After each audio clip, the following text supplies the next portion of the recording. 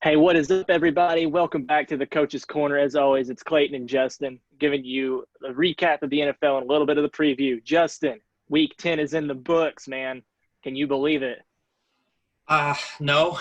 This season has gone by so fast, and I mean, for some teams, I'm sure that they're looking for the season just to be over with so they can get to the draft, while other teams are kind of like, okay, let's take our time with this. I'm kind of enjoying this, so definitely interesting. I think there were definitely some interesting games in Week 10 that we're going to talk about, and then some of the games we're going to preview in Week 11.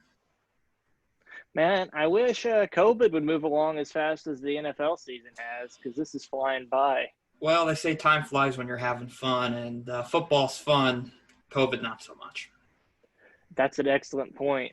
Speaking of fun football, man, welcome back, Alex Smith. Lions versus Washington football team. Not allowed to say the R word that ends in Edskins anymore, but the Washington football team taking on Matt Patricia's Detroit Lions. Had an injury to Kenny Galladay, so nobody really knew what was going to go on there with them. Matt Stafford put together one of his finer performances of the season. Again, welcome back, Alex Smith. I mean, just an incredible story. The guy literally almost died, and he continues to just want to play football. I have no words that adequately describe how amazing that is, right? But Yeah. Alex Smith put them in a position to win, and they had it won, but they blew the game on a late field goal. I mean, Alex Smith almost came back and won that game. He put together back-to-back 300-yard passing performances. He's got this team trending in the right direction, and most importantly, Alex Smith has got them building on the blocks of what Ron Rivera is laying, and that's that we can be a winner. We do have a talented football team here, and Alex Smith, man, I don't want to say they're a quarterback away. They're a couple pieces away, but Alex Smith is proving that this team is not as bad as what people said they were going into the season. Yeah, that defensive front's legit. I think that they're a team these next few years. They're going to have to rely on their young defense a little bit as they continue to definitely get some pieces around whoever the quarterback's going to be. I hope it's Alex Smith. I like Alex Smith. There was a run early in the game where, he's scrambling. I'm like, get out of bounds or slide, get out of bounds or slide, man. But he ended up, I think, picking up 5 on the play, got out of bounds. But yeah, it's remarkable. Kind of the just overall strength that he had, both physically and mentally to kind of move past that injury. But like I said, outside of Scary Terry, man, I can't name a receiver that's on that team. I think Harmon's one of them. I know he was a draft pick. I like him, but I mean, outside of that, I mean, I like some the running back they got out of Memphis, but there's not a whole lot of talent on the offense. I think that both their tackles are pretty bad, and I think that they could definitely – offensive side of the ball is definitely going to be the side of the ball that they're going to need to focus on. But for right now, Alex Smith's making the most of what he has. And I heard that he actually has been watching film of Phillip Rivers in the pocket to try to be a better pocket passer since he's not as mobile, obviously, as he once was. Yeah, you mentioned the tackle issue. Anytime somebody like Trent Williams, a top tackle in the league, forces a way out, that's a bad deal. Right now, projected to pick third. That puts him right in line with Penei Sewell from Oregon, right? Gets a generational tackle. That'll be great. I think we're probably going to see Alex Smith go into next year, too, as the quarterback, hopefully. But you're right. No, this is an offensive team, or this is a team with lacking offensive talent, definitely been building defensively. Adverse that you look at the Lions are building, and that NFC North with the Bears skidding, Lions and Vikings surging. Shout out to Kirk Cousins getting his first Monday Night Football win, right? Oh, yeah. Packers obviously struggling with the Jags a little bit. NFC North and the NFC overall, we haven't really seen a clear-cut contender reach out. So with the Lions showing – even we're seeing in the NFC the bottom teams are still strong, right? So I think that was kind of my takeaway overall is, hey, these are supposed to be 2 bottom feeder teams, and they're going at it, and they're showing that they have the potential to beat anybody, right? Any But I given mean, Sunday. that's right. You move on. You talk about new players with that front seven, bringing in new players with Penei Sewell, right? You got to talk about the new players that the Dolphins and Chargers brought on, and that's the arguably most important position at quarterback, right? Tell me a little bit about the Chargers and the Dolphins game.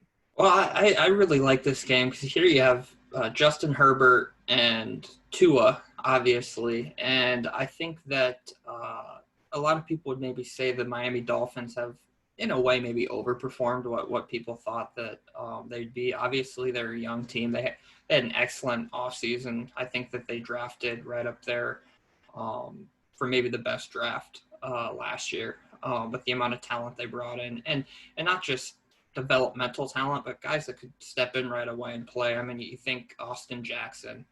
I think that there was the Georgia guard that is playing right away, as well as, I mean, Tua. I mean, yeah, I think Ryan Fitzpatrick played or started 5 games, was it? So I mean, it's Tua's. Assuming he stays healthy, hope he stays healthy. He's pretty much going to play 2/3 of a season, so it's kind of like stepping in right away. And then Justin Herbert on the other side. We've talked about this before. Just freak accident by training staff before a game, and he's like, okay, you're starting. And I don't think he's really felt any pressure looking over his shoulder at all.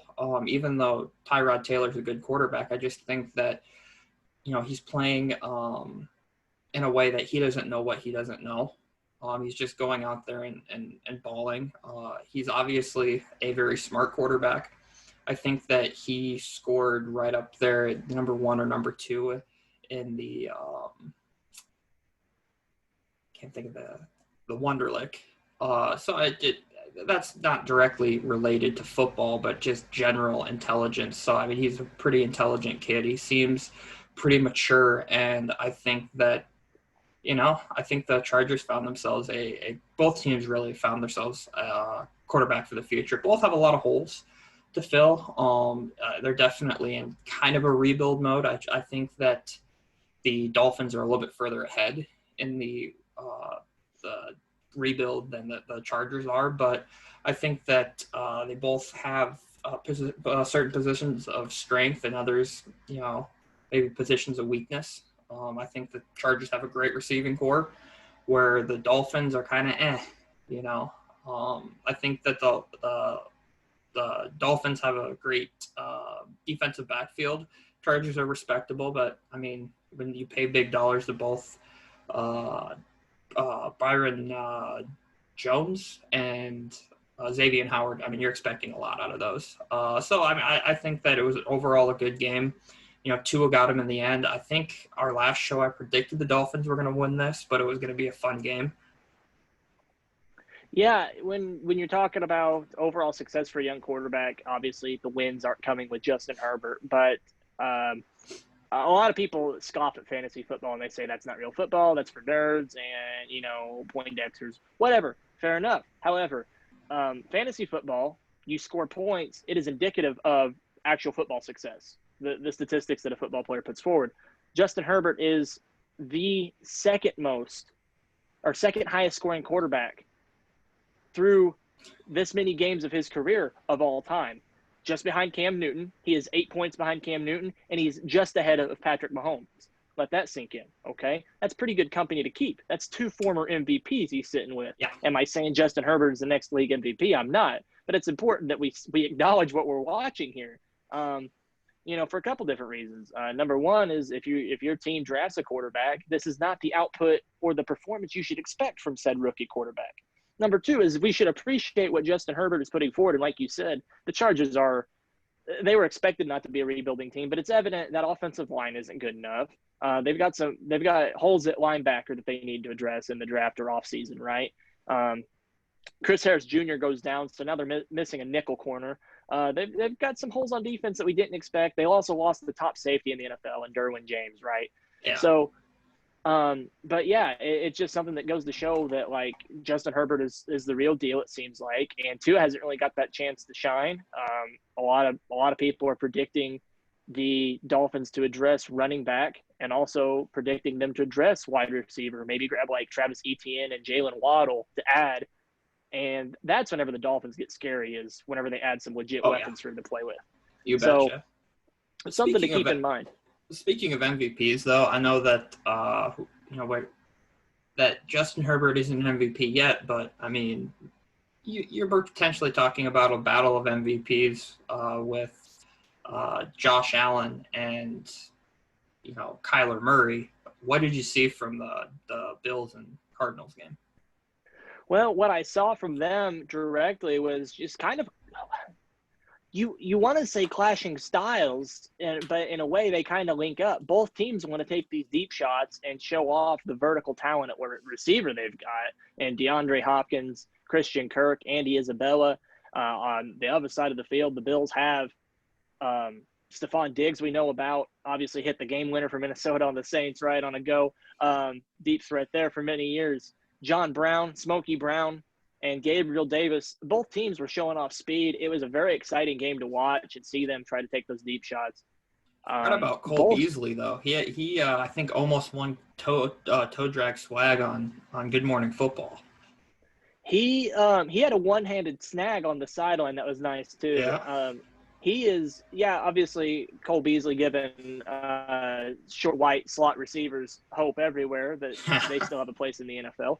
But what you really saw from those teams was, one, you got a preview of, is this the direction the league is trending, where we're going to get these that's kind of what everybody wants, right, is these mobile athletic quarterbacks that can throw it deep, right? I mean, you look at Mahomes, you're looking at Herbert going vertical, Josh Allen, Kyler Murray. We've seen Russ do it for years. We're seeing Russ do it on a career year this year. This is kind of it's spread and go NFL ball. It's really exciting, really fun to watch. This may be the direction it goes. And like you said, these are two potential MVP candidates. Obviously, Russell Wilson's still in the mix. But, it was an exciting game right down to the wire. And these quarterbacks aren't polished products either. And I think that's the most exciting part is, okay, if they could hang this many points up on each other, not being polished, whenever they play each other 4 years down the road, what's that going to look like?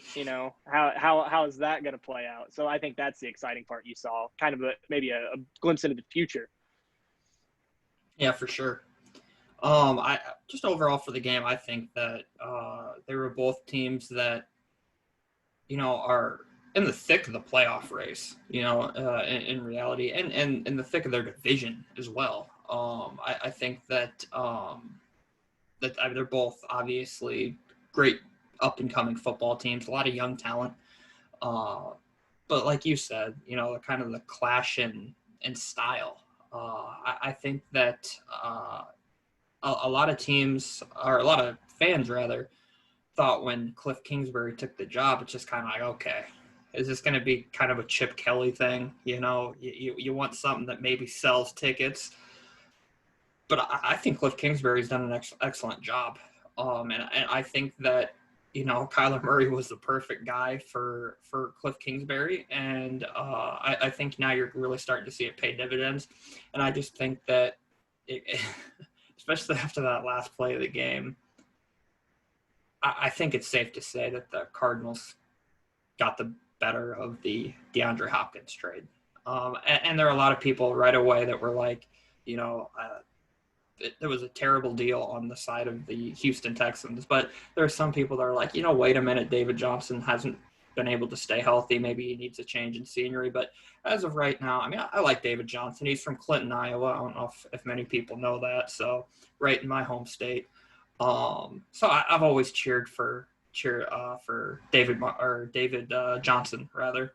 And I think that last play of the game just kind of proves that there are not very many receivers in this league that are as good as high pointing the ball and just contested catches. A lot of people call them 50-50 balls, but in reality, it's almost like 90-10. More times than not, DeAndre Hopkins is going to come down with that ball. Yeah, and you make an excellent point bringing up the trade. Obviously, there's more factors that went into it. Oh, exactly. DeAndre Hopkins is going to command a mega deal. How are they going to pay him and Watson, right? Exactly.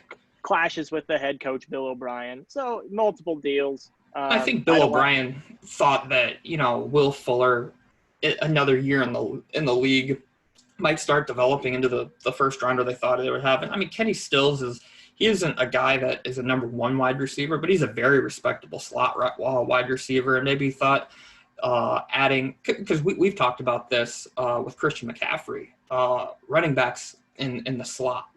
That's something that he can do. So it adds another element to a running game that kind of missed out on re-signing Carlos Hyde. So they didn't really. I think that they were kind of like they didn't really give up on power football, but they're like, we're going to try to really, hit the outsides more, and we need kind of quote unquote dual threat running backs, guys that can catch the ball out of the backfield and run between the tackles. And I think that both Duke and David Johnson are both guys. So schematics played into it too, as well as, contracts. So there's a lot that went on it, with it. But I just think that if you were going to make the deal, maybe there was a little bit more meat on the bone you could have gotten, but, past is the past.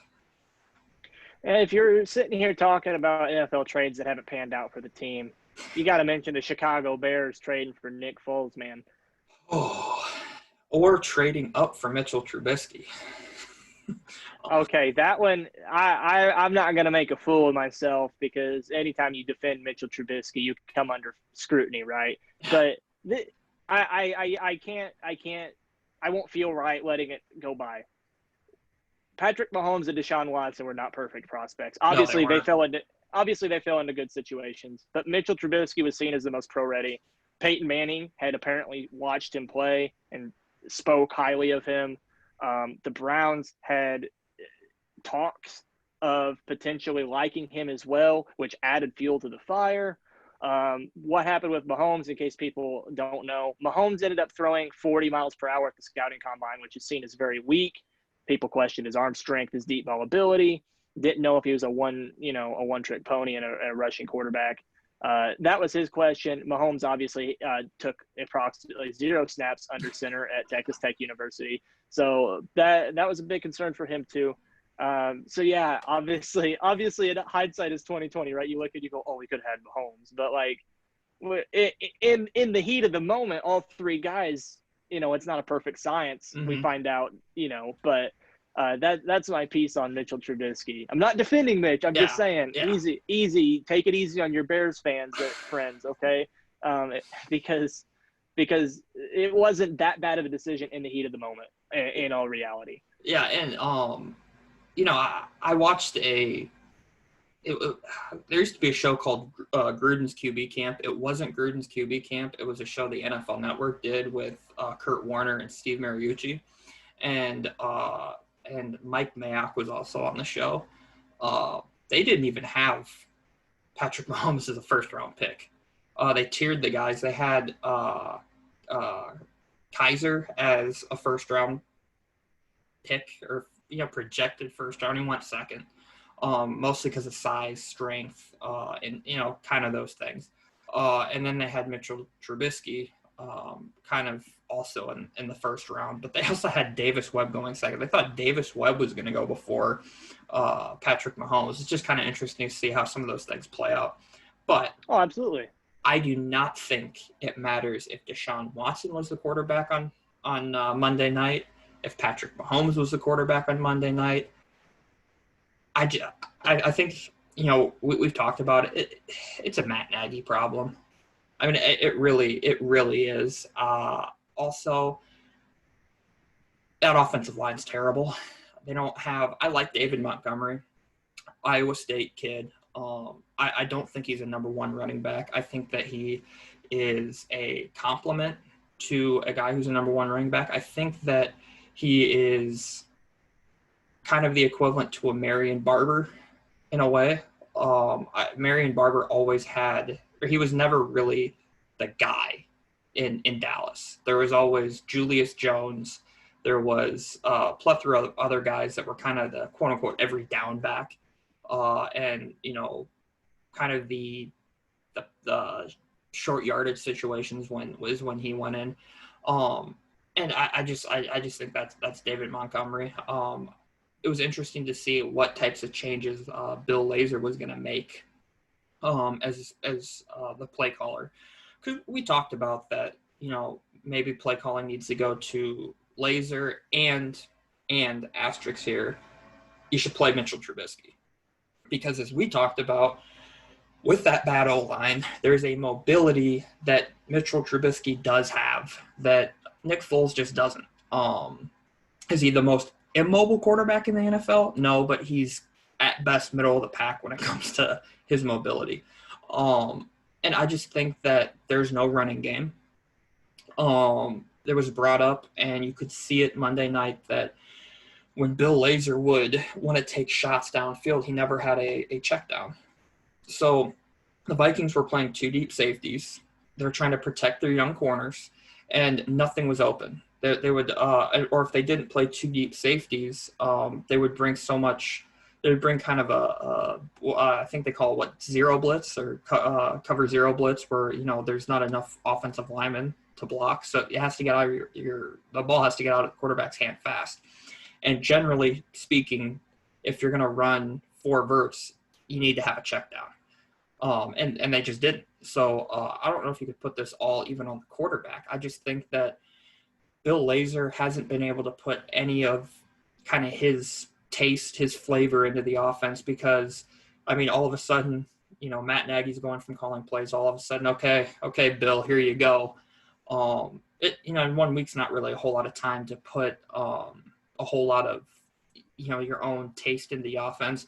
I like how they tried supplementing a run game by using Cordero Patterson. They tried him in the Wildcat, as we talked about. I think it was a couple weeks ago. But there's two playmakers on that offense right now.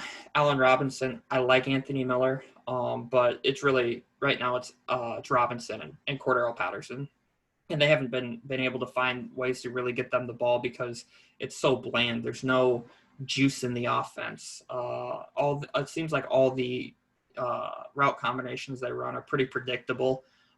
When you have such young corners like the Vikings corners, kind of being able to kind of hold their own against some of those guys, it just kind of speaks volumes to. And they were playing zone. They weren't going to play man with the corners they had.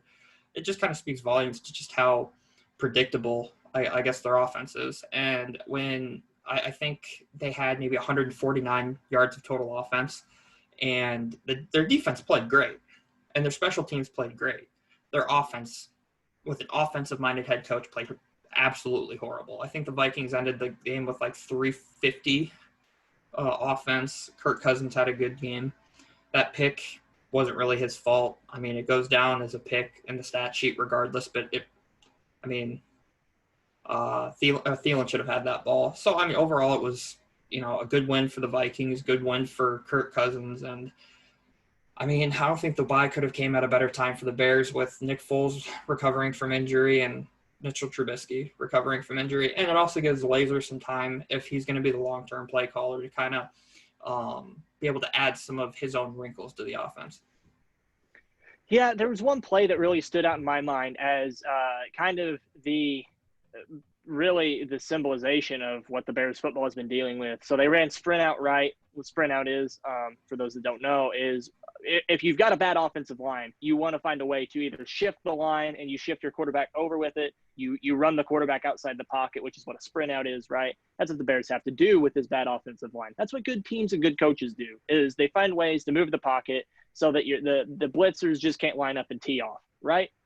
Football 101. So they run a sprint out. They get Nick Foles outside of the pocket. They run Cordero Patterson on a wheel, which means he's going to get matched up on a linebacker trying to cover him, or he's going to find the soft zone between the flat defender and the cover two defender. Should be wide open.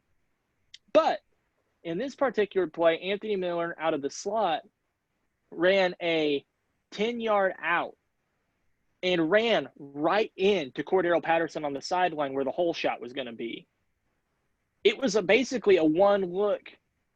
I think that was supposed to be the check down, but it runs with the timing concept of him coming out of the backfield. They run right into one another. The play calling is a total disaster. The timing's not there. If it's not a go route, the Bears have no offense. They just don't. And I just don't know how – I don't know how nobody's been fired yet this far into the season. Well, I mean, there already has been one firing, but it's not a game we're talking about, but the Giants O-line coach, Mark Colombo. You don't really see a whole lot of firings midseason unless it's a head coach or if it's a team that really should have been having a good year. I think John DeFilippo in Minnesota, Kevin Stefanski takes over as the interim, but you really don't see a whole lot of that turnover during the year. Maybe it's something you start seeing. I mean, I don't know. There's always different sorts of trends. I understand that you don't want to shake things up midseason like that. It's bad. But how much worse could it get for the Chicago Bears? Exactly. It's like we got to inject life into this team. And I think the best way to do it is you kick somebody to the curb and say, we're tired of it. And we're not going to stand for this mediocrity every week because it's only getting worse. Like we keep saying, it can't get any worse for the Bears. And guess what? They find a way. I've never seen anything like it.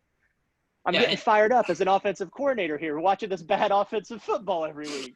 Yeah, and here's the thing. Like, I think that's one of the reasons why Mike Zimmer was so heated at Maloof, the Vikings special teams coordinator. We kicked it to Cordero Patterson. It's like, for all I care, kick it out of bounds. They're not going to score on us offensively. They're sure as heck have a lot better chance. Like, I honestly think the Bears have a better chance of scoring on special teams. Like, if you were to kind of, like, play the odds, if you're at the Ask Vegas – the odds would be in the favor of special teams or even defense over the offense. That is how bad it is. Well, you want to talk about teams that, how bad it is. How bad is life after Drew Brees going to be? Saints fans have had this question for a few years now, and we're going to get a taste of that with Jameis Winston stepping in to fill the role. With that, I mean, you're the quarterback guy, but all I'll say is this. You're going to go from a guy, and this has been covered all over the media, and this isn't in front page news. You're going from a guy in Drew Brees that would literally, what is it, like least yards per attempt or completion to the guy with last year, statistically, the highest amount of yards per attempt or completion. I don't remember exactly which one, but you're going from a guy that with Brees that, kind of has the saying of, you never go broke taking a profit, get your completion, let your playmakers make plays after the ball, where Jameis Winston is like, just go deep. And I think that if anybody can make this work, it's Sean Payton. I mean, it is. The guy he knows his offense, unless he gets too pretty, but he knows offense.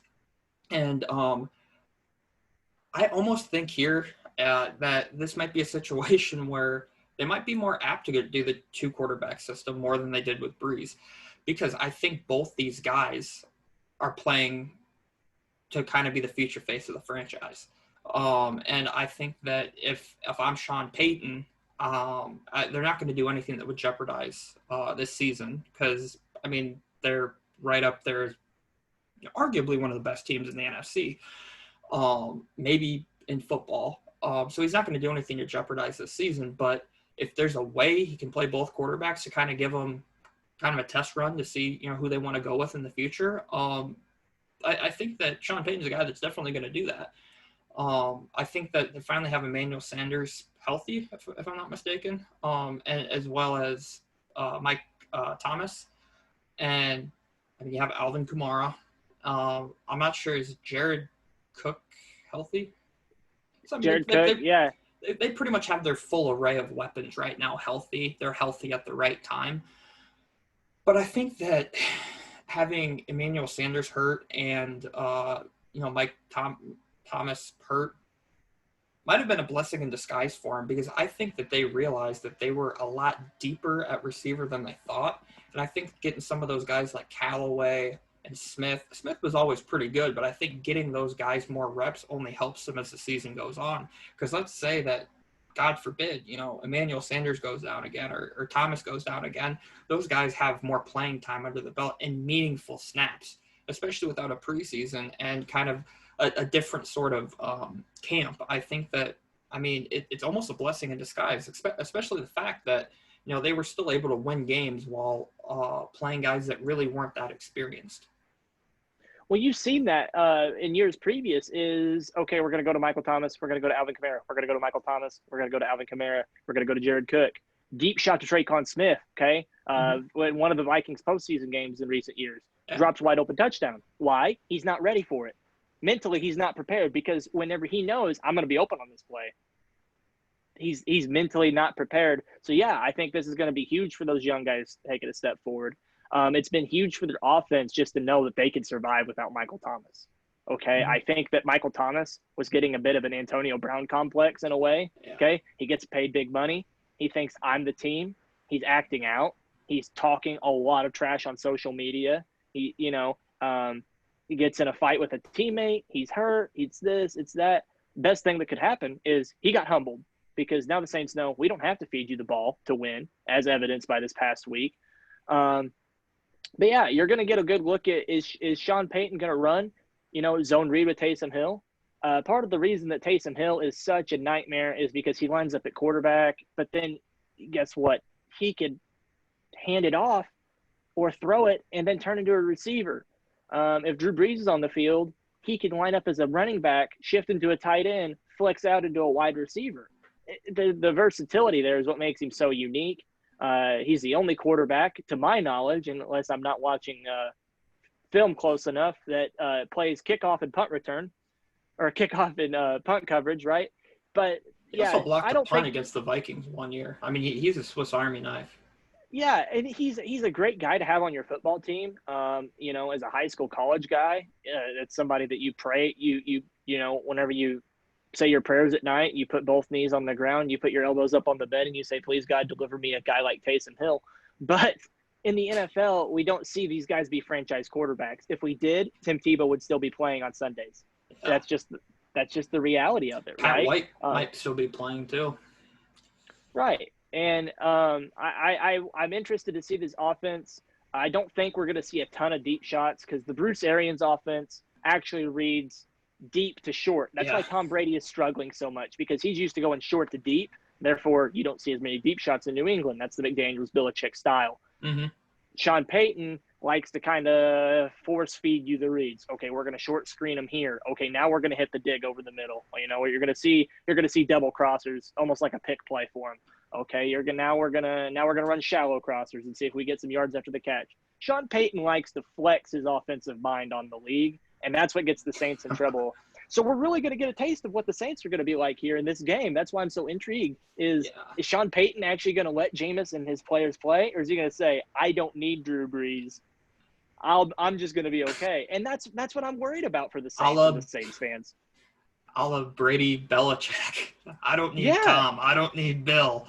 But here's just it. I don't know if this is going to make much of a difference, and I wonder how much eye surgery is actually going to help Jameis Winston. Like, boy, wouldn't that be a story if he doesn't throw any picks, right? Here's the thing. Like, talking with people who have had the surgery, they're like, oh, it was night and day difference. And seeing as he was an NFL quarterback, like, and just pointing this out here, and we've talked about it, an offense that reads deep to short with a quarterback with vision problems, it's kind of like, well, I see two of Mike Evans, I'm going to throw it to one of them and hopefully the right one catches it, So it's kind of an interesting storyline to watch. I don't know how much of a difference it's going to make. I mean, I don't know. I don't think any of us know, but it's just kind of an interesting storyline to just kind of keep in the back of your mind. A serious question for you moving on. Are the Browns the ugliest playoff eligible team right now? No, it's any of the NFC East teams. That's a valid point. but they're up there. And I think that we can finally just put this to rest here. All those people that were saying that, you know what, Baker Mayfield plays better when Odell Beckham isn't on the field. I don't know about that. I don't know how much validity is to that. I know a lot of people were saying that. But, he still has Jarvis Landry. I think he has all three of his tight ends healthy with Hooper. If I'm not mistaken, Hooper's still healthy. Harrison Bryant and David Njoku. Finally have Chubb healthy. Hunt's been healthy recently. But Rashard Higgins, I believe is the guy's name. I think that he's kind of the big X factor here. Because, somebody's going to have to step up. And I think that this Browns versus Eagles game that we're previewing, the biggest question I'm asking is which team can get back on the right direction? And what I mean is, yes, Jim Mora, playoffs. That's what I'm talking about. Because legitimately, both these teams still are in the thick of the playoff race. For the Eagles, it's a lot easier what their path, or I don't want to say easier. It's a lot more clear what their path is. They have to win their division. Okay, there's no, maybe we could sneak in the wild card as a 6-7 seed or whatever it is. No, like if you don't win your division, you're going to be sitting at home, come playoff time. For the Browns, I mean, their division's tough. It is. But I guess it'll be interesting to see how getting Chubbs back is really going to help that offense because Kareem Hunt's good, but you can't really beat that 1-2 punch. And I think that's one of the reasons why you were kind of able to credit their early success was to them constantly being able to have a fresh running back in. We covered this way early in the season. From that, you have the boots that Kevin Stefanski likes based off of what he learned from Gary Kubiak, but he also kind of has that West Coast feel that he learned from Brad Childress through Andy Reid. And also Pat Shurmur is kind of under that same tutelage. So you can kind of really start to see how those are meshing. I just think that Baker Mayfield's not a quarterback that you can ask to throw the ball 40 times, 50 times a game and win. He's not one of those quarterbacks. He's one of those quarterbacks, and this is no shot at Baker. It's just most quarterbacks are like this. He's a quarterback that needs a running game and needs a defense. But I mean, what quarterback doesn't need that? And statistically, the Browns have one of the worst defenses in the league. That's just the fact of the matter. They have pieces to their defense that are good. Myles Garrett's a stud. But, I mean, this offense is going to have to carry this team. And if they're not – so that's why the running the ball is kind of the bigger X factor because I think that the offense can carry the team if and only if they're able to run the football. I think a lot of the shock factor of Baker Mayfield being a quote-unquote average guy, right? I mean, anytime you take a guy number one overall in the draft, you expect him to be a franchise changer. That can come in a lot of different ways, okay? For him, it's kind of brought a winning attitude or a we want to be winners, which is a refreshing it's a breath of fresh air for the Browns franchise, right? But I think a lot of people saw a really good athlete in Oklahoma running that RPO, a lot of zone read stuff. So I'm running the ball, and they're kind of wondering why is Kyler Murray able to do that, whereas Baker Mayfield isn't as much. And you're really seeing the discrepancy between college athletes and NFL athletes, right? For sure. Baker is a good college athlete. He is a below average NFL athlete. That's just how superior the athletes in this league are. And so that's why you're not being able to see him be maybe a creator the same way he was in college. And obviously, anytime he still gets out the pocket, he's good on bootlegs. We've highlighted this a couple times. But that's still the plan. You kind of see it with Carson Wentz. If you look at the other side of the ball, Carson Wentz actually is an above-average athlete. But when you ask a guy to make plays like it's backyard college football, like it's not North Dakota State anymore, Carson, and it worked the first couple of years, but now guess what?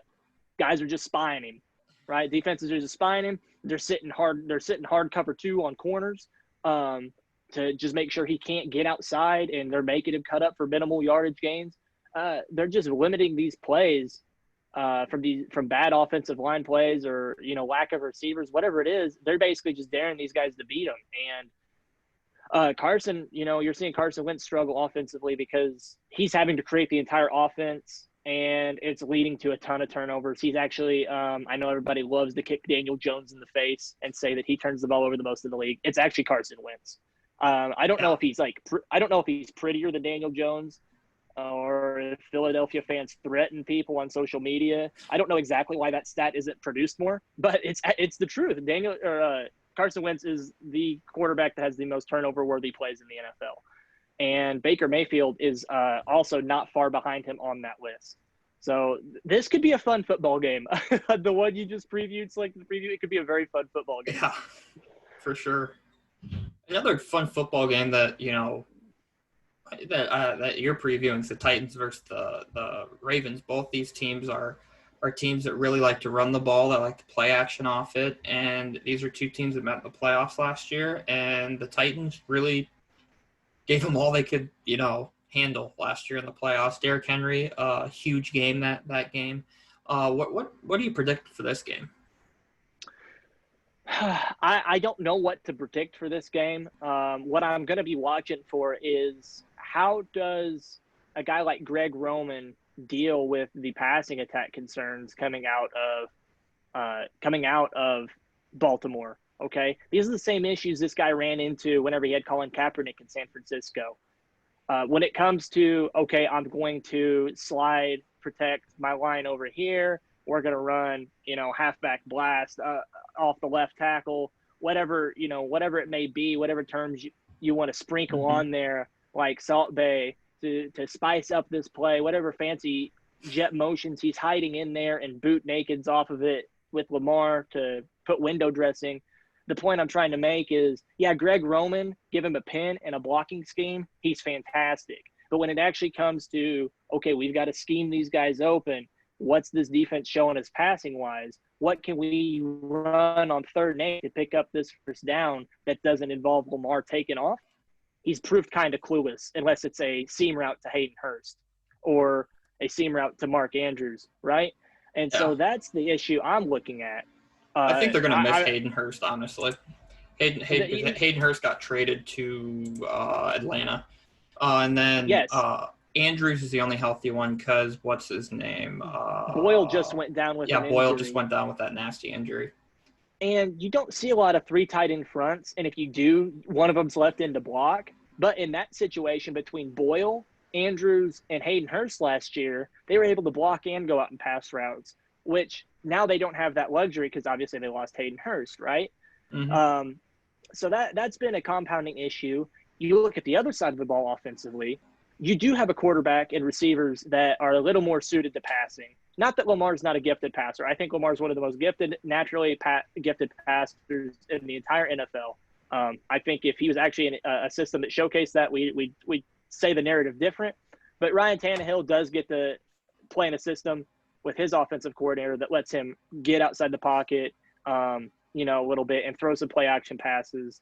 He's got better wide receivers with A.J. Brown and Corey Davis. He's got a fantastic tight end in Jonnu Smith, and he's got a better running back than they do over there as well in Baltimore. So I think whenever you talk about the offense, I think if I had to pick right now, I'm going to pick Tennessee. Their defense isn't as good, but they don't have to be because their offense is going to pick up the slack. Yeah. Right now, I think the biggest concern for the Titans is kind of just tackle depth at this point. I liked Isaiah Wilson coming out of the draft, but I mean, he's kind of had a rocky rookie season, so they're really thin there with Luan going down and then Conklin walking in free agency. But I still think it doesn't matter who they have on the line. They're going to feed the ball to Derrick Henry, and the play action pass that comes off it, like we said, Davis, Brown, Humphreys, and then don't forget about Jonnu Smith, Michael Pruitt, and the other tight ends that they have. They have weapons, but I think just looking here at the Ravens depth chart here, they went from having 3 tight ends last year to 2 because they had Boyle and Andrews. Now they only have 1. They on the depth chart I'm looking at, they have 1 tight end. So that's going to completely change their offense. So I'm kind of looking at, do they play an offensive tackle at tight end just as a blocking, tight end? Do they put, Gus Edwards or Justice Hill out there in passing situations? Do they maybe play, one of the receivers out there? I don't know what they're going to do, but it's going to completely change their offense. So I think now more than ever, they've had a conceited effort to try to build depth at the receiver position. Boykin and Brown in 2019. Then you get Devin Duvernay and James Prochet, both stud wide receivers. Mid to late round guys this last year, and I think it's finally paying off for them. But the one draft pick I think they need to see more out of is J.K. Dobbins. I think they like Gus Edwards in short yardage situations, which used to be Mark Ingram's forte. But I don't know if Mark Ingram just hasn't been able to stay healthy or kind of what the deal is. At the beginning of the year, I'm just kind of like, maybe that they're just ultimately going by, strictly by committee. Because they have 4, pretty legitimate running backs. But, it seems like they trust Gus Edwards more in short yardage situations than they do Mark Ingram. So, I think that this will be an interesting game. If both defenses can shut down the run, I think that you're gonna maybe see the coming out party of some of these young Ravens wide receivers, and I think that that Corey Davis, AJ Brown, Humphreys, those guys are gonna have career days. Yeah, it sounds good, and they've actually drafted wide receivers because all the Ravens wide receivers you named off that depth chart, what are they? They're athletes. They're superior athletes who sometimes NFL coaches think we could teach the wide receiver positions. That's great. You absolutely can. A good coach can teach anything. I'm a firm believer in that, right? But there's some nuances of running routes that you can't teach. That's where you've got to go get a speed guy is never gonna pick that up, right? Marquise Brown, he's great. I love him. He's electric. I love the pick. Hollywood, baby. There's a reason they call him that. But you know what? You're never going to teach him to be 6'3", exactly. 225 pounds. You can't teach that. That's a gift from God, and that's something the Ravens desperately need is some dude that's going to run routes, and they can pick that up in this draft class. And they need a Mike Williams. They need a big body guy because all these guys that they have are kind of smaller guys. They need some guy that can go up and get it. Oh yeah. Well, they either need a guy that can go up and get it, or they just need a big body wide receiver that can move the chains, They need a true number one. Yeah. Brandon Marshall's the first guy that popped in my head. I don't know why, because he is seen as a deep threat. But you know what? Alshon on third Jeffrey. Down, third and long, he'll be on Alshon Jeffrey. Great addition. Just these. I don't think the Ravens are. Yeah, they should go sign him. Oh, well, I think they already have him. No, I know they should. They just have to activate him.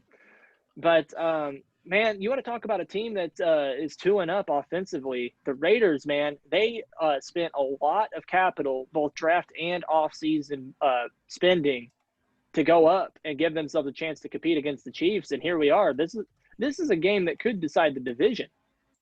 Tell me a little bit about it. Right now, I think that it might be a little early to say that because the Chiefs still do have a considerable lead. But the big question here is, if the Raiders are able to sweep the Chiefs, that'd be huge. It would be absolutely huge. But I think the reason why they are where they're at right now is, you look at their draft. They outside of Tyrell Williams and Waller, Josh Jacobs too, but they needed guys. So what they do, they went out and got guys. Who'd they get? Well, there's this guy named Tyreek Hill in their division. Why don't we go get the Tyreek Hill of this draft class and get, Henry Ruggs? And then they were able to get Brian Edwards, I believe. Kind of more true outside the numbers type of guys, what they needed. And so with that being said, I think that they built their team to try to compete with the Chiefs. And, don't forget they spent a first and a fourth round pick on corners.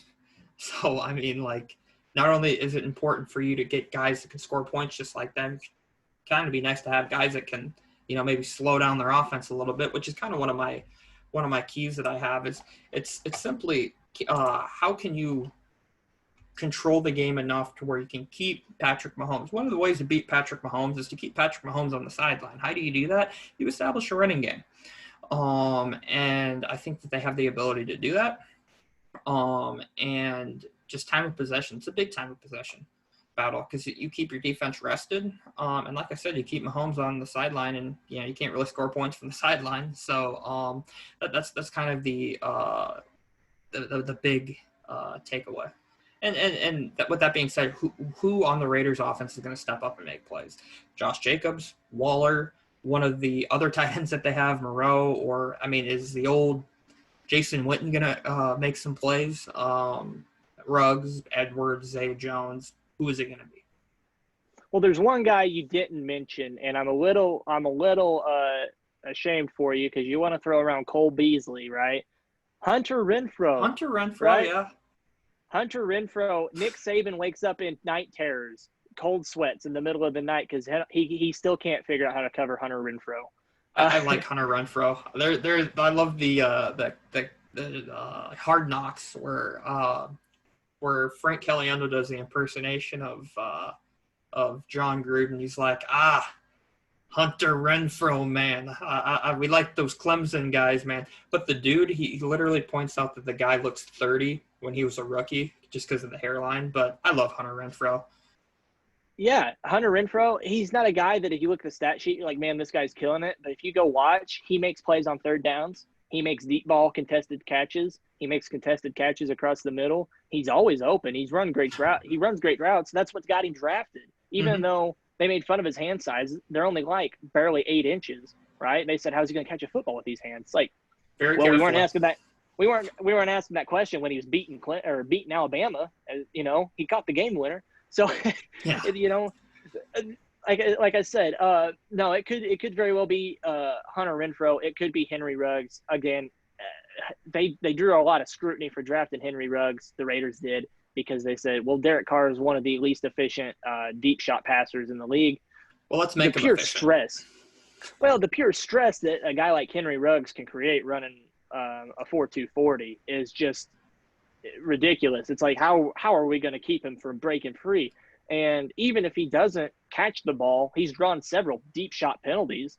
That's just as good as a catch. Well, obviously, the wide receivers disagree, but it is a safety out of the box to help get Jacobs going and some of those other running backs. So it's just an all-around chess piece.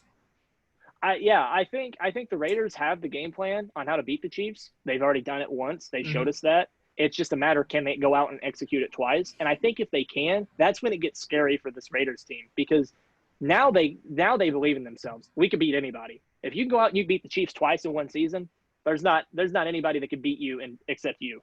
And that's just the fact of the matter. Exactly. I one last quick note on this game.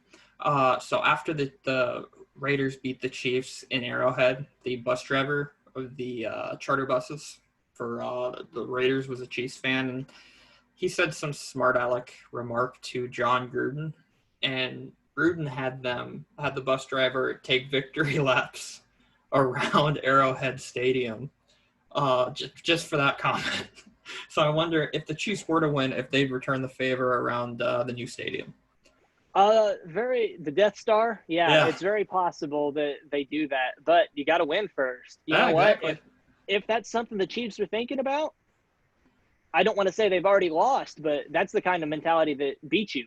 But I wonder if that's what they want to focus on. I wonder if that's one of the reasons why John Gruden did it, just kind of some mind games. Because reporters already have asked Andy Reid about it, and Andy Reid being Andy Reid, just kind of like, neither team likes one another. We're here to win the game. But I wonder if maybe some of those other guys kind of kept that in the back of their mind, and maybe that's why John did it. So who knows? The only victory laps Andy Reid's thinking about post-game is through the McDonald's drive-thru. Exactly. Getting burgers. He's not thinking about no laps around the stadium, I promise you. So, but all right, man. I think that just about covers it for our Week 10 recap and Week 11 preview. Again, we thank you guys for joining us. And Justin, what do you got to say for them? Don't forget to like, comment, and subscribe, and turn on notification bell so you get a update every single week when we come up with a new video. Thank you. Of course. See you guys.